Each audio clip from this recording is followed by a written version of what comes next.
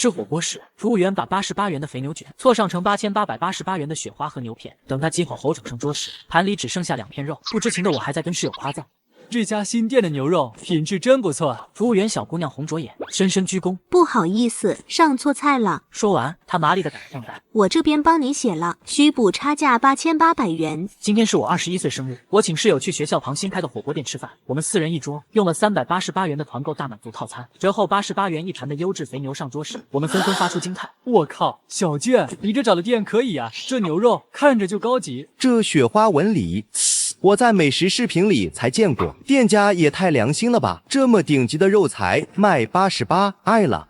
小健，你真是会挑地方。李丽是我宿舍里最活跃，也是她极力推荐我来这家店，说新开业优惠力度巨大。她一边夸着，一边毫不客气地抄起筷子，将盘里大半的肉都扫进了滚沸的牛油锅里。肉片在红汤里翻几下就熟了，我们几双筷子上下翻飞，转眼间盘子里就只孤零零地剩下了2片。4个大男生面面相觑，气氛突然有点尴尬。可还剩2片，谁吃？我是寿星，按理说应该我吃，但我性格有点内向，凡事习惯性的先征求别人意见。那还用问？小健是寿星，必须吃1片。许军，你最近不是天天喊着要减脂增肌吗？这肥肉你就别碰了，我跟远哥1人1半，分了这最后1片。许军伸到半空的筷子僵住了，随即默默地收了回来，脸色有点讪讪的，没说话。而宿舍里最有钱也最有洁癖的何远则皱了皱眉，连忙摆手：我不吃，你们分吧，我差不多饱了。我正准备把最后2片肉下进锅里，一个穿着服务员制服的小姑娘突然一阵风似的冲了过来，一把按住了我的手。等一下，这盘肉你们吃了。她这一嗓子把周围好几桌客人的目光都吸引了过来，我顿时感觉脸颊发烫，有些不知所措。是啊，怎么了？对不起，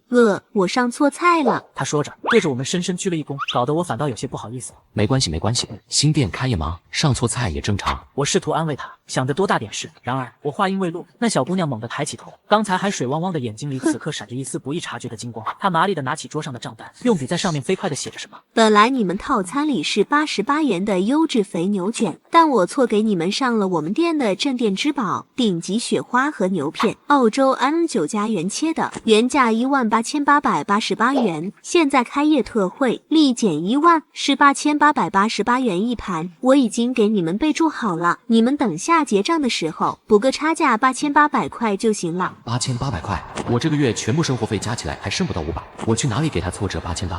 我彻底愣住了。那服务员说完，转身就要走。等等，这不合理吧？是你上错的，为什么要我们补差价？我们根本就不会点这么贵的肉。是我上错菜，那又怎么样？一个是普通肥牛卷，一个是顶级雪花和牛，2个东西差那么多，你们瞎吗？连问都不问一句就全吃了。可我点单的时候买的就是团购套餐，我只要里面的菜品。那又怎么样？你们都快吃完了才说，是不是早就看出来上错了，故意吃完想赖账啊？他指着我们的鼻子，开始对着整个餐厅大声嚷嚷：大家快来看呐，这里有几个大学生想白嫖我们家的顶级雪花和牛，吃了不给钱啊！完了，我感觉所有的目光都像针一样扎在我身上。我从小就不敢成为焦点，性格内向，被这么多人围观，我紧张的手心冒汗，一个字都说不出来。这时一只手拉了我一下，是李丽。小健，要不算了吧，这么多人看着呢，别闹得太难看了，丢人。我死死咬住嘴唇，感觉屈辱的泪水已经在眼眶里打转。李丽见我没反应，以为我默认了，便立刻换上一副和善的面孔，对那服务员说：妹妹，你别这么大声了，我们知道了，等下会补差价的。听到这话，服务员的语气立刻缓和下来，甚至对着李丽露出了笑容。还是这位小哥哥明事理，长得帅，人品也好。说完，他鄙夷地剜了我一眼，阴阳怪气地挖苦道：不像某些人，真是没见过世面，88块一盘的肉能长这样吗？平时估计没少吃馊了的食堂菜吧。围观的人群里爆发出一阵哄笑，哈哈哈，吃瓶好饭吃中毒了，端子招进鲜食啊！就是看那雪花纹路就知道是好东西，肯定是想占便宜，偷偷吃了还想赖账。现在的大学生啊，真是没钱还学人下馆子装阔。一句句冷嘲热讽像刀子一样割在我的心上，我气得浑身发抖，用尽全身力气从牙缝里挤出一句话：把你们经理找来。小健，你别再惹事了，行不行？今天你生日，闹大了多丢人啊！传回学校怎么办？丢，还还想找我们经理，找谁来都没用。吃霸王餐还想找靠山，我告诉你，今天这钱你们不付，谁也别想走出这个门。被逼到绝境，我反而涌起一股从未有过的勇气，屈辱和愤怒压倒了恐惧。我带着哭腔对着他大吼一声：“我说了，喊你们经理过来。”火锅店的经理很快就来了，是个挺着啤酒肚的中年男人，脸上堆着一副圆滑和气的笑容。顾客您好，我是本店经理，请问有什么可以为您服务的？经理又是一个想耍赖白嫖的。我不是，是他上错了菜，我凭什么为我没点的东西买单？顾客您别激动，上错菜确实是我们服务员的问题，我们管理不到位，小青，给这位同学道个歉。心里一松，以为遇到了讲道理的人，服务员满脸不甘地嘟囔了一句：“对不起。”这位同学，你看，我们服务员也道歉了，这事我会严肃处理，保证不会再犯。我刚要点头，经理却话锋一转：“但是呢，这个菜品，毕竟你们也已经吃了，对吧？所以还是需要您补一下8800元的差价，这已经是给您算了开业最大优惠了。不是我点的东西，我1分钱都不会付。哎，那这样各退一步，您支付一半的差价，4400元，剩下的一半从上错菜的服务员小青的工资里扣。小青，你这个月和下个月的工资都扣一半。”服务员小青啪地摔了手里的抹布，油腻的残渣溅了我一身。怎么可以这样？我不同意！你闹什么？一点小事都做不好，还跟顾客起冲突，害得店里损失这么多，扣你工资都是轻的。那服务员小青一听，立刻戏精附体，一屁股坐在地上，开始嚎啕大哭。呜呜呜！好吗？我赔一半就是了。我这个月又要吃泡面了，我爸还在医院等钱做手术呢。呜呜呜！他哭得上气不接下气，仿佛受了天大的委屈。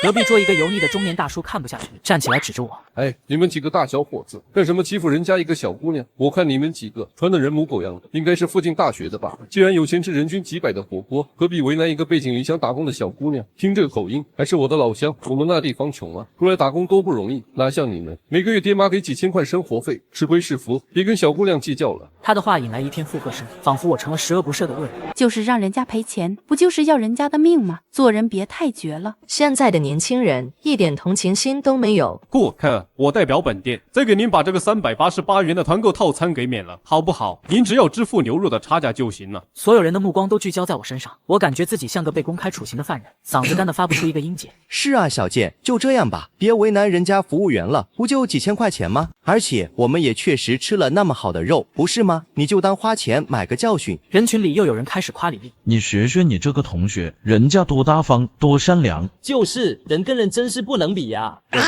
愤怒、羞耻，所有的情绪在此刻中照我的头顶。我啪的一声，重重打掉了李丽一直拽着我胳膊的手。我再说一次，不是我点的菜，我不会付这个钱。刘小健，你疯了！我好心给你台阶下，你还打我！嘿，你这小子怎么这么不讲理，一点同情心都没有。这时，一直沉默的何远突然开口了，他慢条斯理的擦了擦嘴，目光冷冷的扫向那个大叔。大叔，你这么有同情心，要不你来替这个服务员补差价，8000多块对您来说应该不算什么吧？神经病啊你！又不是我吃的，关我什么事？对呀，关你屁事！这么爱出头，光动嘴不花钱，键盘侠当上瘾了。大叔被对得哑口无言，灰溜溜的坐了回去。我仿佛受到了启发，立刻转头对李丽说：“李丽，你不是说你好心吗？那你来买单也行啊。”凭什么我买单？今天是你过生日请客。哟，原来是你请客啊！请客还想赖账，就带着我们这种打工人薅羊毛是吧？还有没有天理了？大家评评理啊！对呀，小健，说好你请客的，你怎么能耍赖呢？而且我刚查了，法律规定，故意吃掉上错的菜就是要付钱的。你看，他把手机对到我面前，上面是一个不知道从哪搜来的暗语。我们不是故意的。还装呢？肥牛卷和雪花和牛长什么样？你们心里没数？一句不是故意的就想免单，想得美！李丽看我油盐不进，叹了口气，一副悲天悯人的样子。算了，我脸皮薄，不想被人这么说。我出200块，就当替你垫付一部分，剩下的半个月我只能吃馒头了。叮咚，支付宝收款200元，还差4200元，请您支付一下。在所有人灼热的目光中，我想起自己卡里仅剩的几百块，羞耻和无力感让我动弹不得。最后是何远拍了拍我的肩膀，拿出手机也来付。他面无表情地刷了卡，经理喜笑颜开，对小青说：“这剩下的4400就从你工资里扣了。”那服务员委屈的抹着泪，转身跑了出去。这场闹剧终于结束了，我们谁也没了吃饭的心思，叫了车回宿舍。一路上，李丽坐在副驾驶，黑着脸一言不发。这辈子再也不会来这家店，而和李丽也只能是普通室友了。远哥，今天太谢谢你了，替我说话，还替我付了钱。那4200块，等我奖学金发下来，我马上还你。没事，本来就不是你的问题。生日快乐，小健。我眼眶一热，还好我不是孤身一人。我知道你是什么样的人，钱不急，回宿舍，我跟许军给你订了蛋糕。回到宿舍，草草地过了生日。何远送了我一双最新款的限量版球鞋，许军送了一套我念叨了很久的机械键盘。轮到李丽，她从抽屉里拿出一个小小的管状物。小健，上次逛街你不是说喜欢这款古龙香水吗？我特意给你买了试用装，正装太大瓶了，感觉几年都用不完。在他手心里的是一支迷你装的香水小样，我记得很清楚，网上9块9包邮3支。而他上个月过生日，我送的是价值近600块的耳机。怎么看不上我送的礼物？呵，也是，你现在傍上远哥这个大款了，哪看得上我这点东西？谢谢。我还是没能把那句你什么意思说出口。这时许军给我转了300块。小健，生日快乐！那个肉我也吃了，我 A 给你一点，不好意思啊，我这个月生活费也不多了，只能先给这么多。我正要退回去，李丽突然在床上大叫一声：我靠，我们被人挂网上了！半脚同城屁屁的手艺，赫然推送着这样一条视频。视频里是我们今天在火锅店争执的全过程，只是经过了恶意的剪辑。我们几个吃饭的人眼睛上打着一层薄薄的马赛克，但熟悉的人一眼就能认出来。何远为我说话时，他手腕上那块百达翡丽被给了个大大的特写。视频的结尾是2张收款截图，一张是李丽的200元，一张是何远的4200元。评论区已经炸了锅，大部分都在共情商家，辱骂我们。更要命的是，有人匿名把这个视频转发到了我们的年级大群里。刘小健，我早跟你说了，让你别闹。现在好了，我们所有人都跟你一起丢人，你打算怎么补偿我啊？还有我替你垫的200块钱，赶紧还给我！我抬起眼，看到他桌上摆着一瓶崭新的古龙香水，正是他送我那只小样的正装。那一瞬间，所有的隐忍都到了极限。补偿还钱，我请你吃饭，别人设局讹我，你在一旁装什么烂好人？我深深吸了口气，把那只香水小样扔回他桌上。还有，你上个月生日，我送你600块的耳机，你呢？拿9块9的东西来打发我，你又是什么意思啊？李丽满脸震惊，她大概从没想过，平时那个唯唯诺诺的我敢对她爆粗口。她张了张嘴，一个字也说不出来。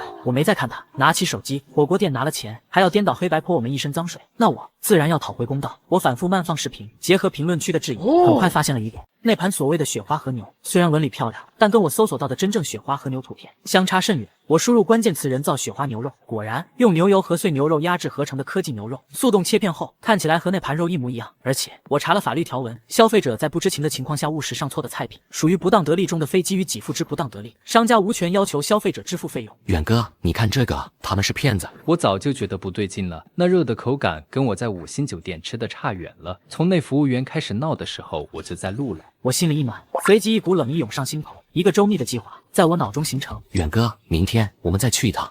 第2天，为了不被认出来，何远从他的衣帽间里翻出一套我从没见过的潮牌，给我从头到脚换了一身。我俩戴上墨镜，他挎着他那个几10万的表，我则戴上了他借我的另一块看起来就很贵的表，像2个不好惹的富二代，再次走向那家火锅店。命运般的，在商场电梯里，我们撞见了那个经理和女服务员小青。小青啊，你昨天演的真不错，晚上哥好好奖励你。那你分我多少钱？这次可差点翻车了。你不是说那桌有个戴几10万表的富二代吗？结果请客的居然是个穷鬼。好，算我失误。不过那富二代最后不是付钱的吗？有钱人就是好面子，好骗，哈哈哈。还得谢谢那个叫李丽的大学生，这主意是他想的，还懂得跟我们打配合，顺便帮我们营销拉客。嗨，给哥香一个。他们在电梯的角落里打情骂俏，完全没注意到阴影里的我们。我感觉全身的血液都冷了。原来这是一个彻头彻尾的骗局，而推荐这家店的李丽就是那个内鬼。进店落座，何远熟练地架起手机，装出探店博主的模样。今天本少就来试试这家吹得天花乱坠的火锅店到底什么水平。服务员，你们这最贵的那个什么8888的雪花和牛，给本少来一盘。